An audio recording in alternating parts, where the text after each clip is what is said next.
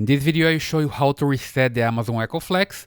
The reset process will deregister your device from your Amazon account. Please make sure your device is connected to the internet and don't remove it from the power during the reset process, okay? So here we go. We need first to press the mute button on the device, so just press it. And then you press the action button and you hold it for around 20 seconds until you hear a message, okay? So here we go with the first message.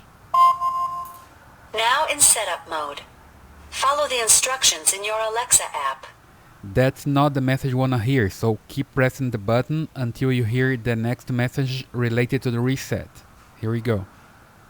Resetting your device. This will take about a minute. I'll let you know when it's done.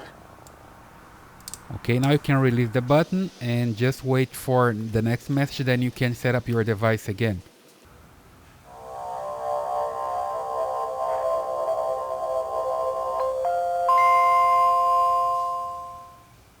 Hello. Your device is ready for setup. Just follow the instructions in your Alexa app.